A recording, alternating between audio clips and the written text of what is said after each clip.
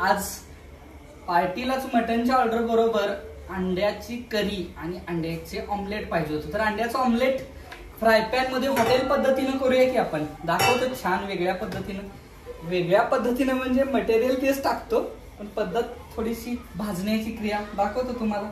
चला।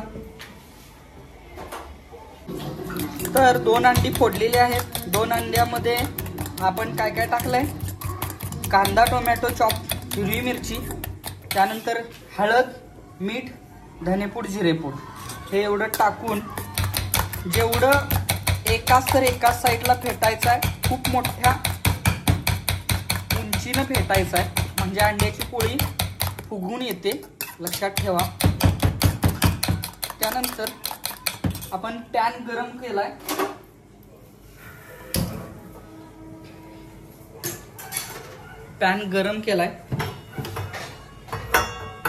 गरम करून त्याला सिझनिंग करून घेतलं, थोडंसं तेल टाकून,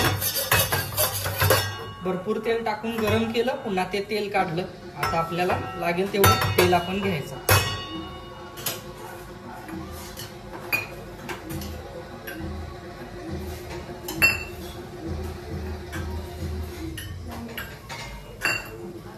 इथं तेल घेतलं,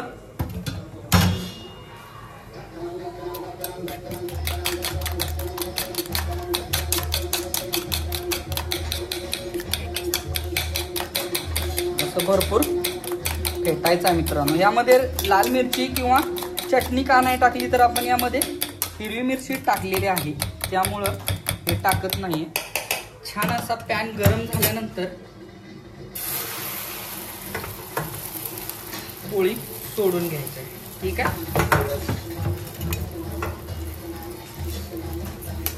आणि जिथं काय वाटतंय तिथं आपण पसरून घ्यायचं।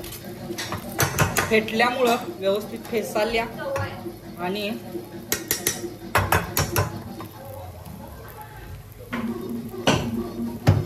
आता आपण वरच्या बाजूला भाजूया।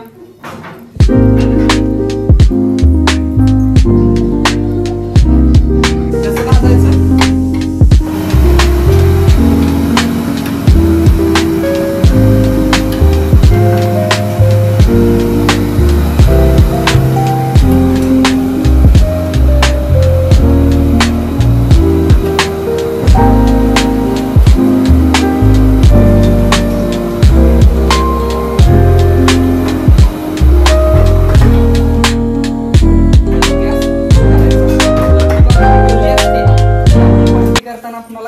दमणूक व्हायला नको म्हणून आपण ती अशा पद्धतीने भाजली। हॉटेलमध्ये, रेस्टॉरंटमध्ये आम्हाला अशा पद्धतीने भाजण्यासाठी शिकवतात। दुसरी बाजू अशी केल्यावर एक मस्त अशी जाड गुबगुबीत अंड्याची पोळी तयार झालेली आहे। दुसऱ्या बाजूने भाजलं की खायला घ्यायचं आहे। अशा पद्धतीने आमच्या ऑर्डर सुरूच असतात। तुम्हाला मटण छान असं शिजवलं, याची मटणची आज अर्धा किलो मालवणी, अर्धा किलो आपली ग्रेव्ही मधली डिश आहे ती आपण देणार आहे। बघा किती ब्राउनी व्यवस्थित भाजलेली आहे, बघू शकाल। अशा पद्धतीने आपण फ्राय पॅन मध्ये भाजून त्याला डिश काढून आपण पार्टीला देणार आहे।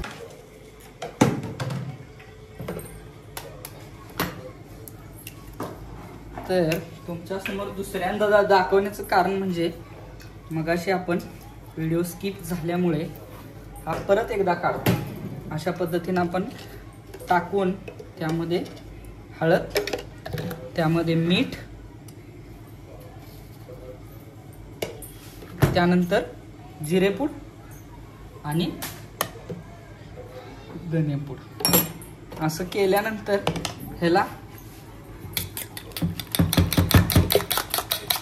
एक फोर्कनं छान फेटायचं। ही आपली मेन प्रोसेस। बघा आपली भाकरी बघा, साय भाकरी अशा पद्धतीने ऑर्डर कंटिन्यू ऑल ओव्हर सांगलीत जातात आणि डेली असतात। तुम्हाला पण ऑर्डर करायची असेल तर माझ्या नंबरवर संपर्क करा। माझा नंबर आहे 7020143001। या नंबरवरती कॉन्टॅक्ट करून ऑर्डर करू शकता। मात्र बुकिंग असेल तर 2-2 दिवसाची बुकिंग असतात। जास्त ऑर्डर असतील तर मी सहजासहजी ऑर्डर घेत नाही, कारण व्यक्तींचे शिजवणं, त्या व्यक्तीचं बनवून देणं ह्याचा पूर्ण काळजीपूर्वक फोकस असतो.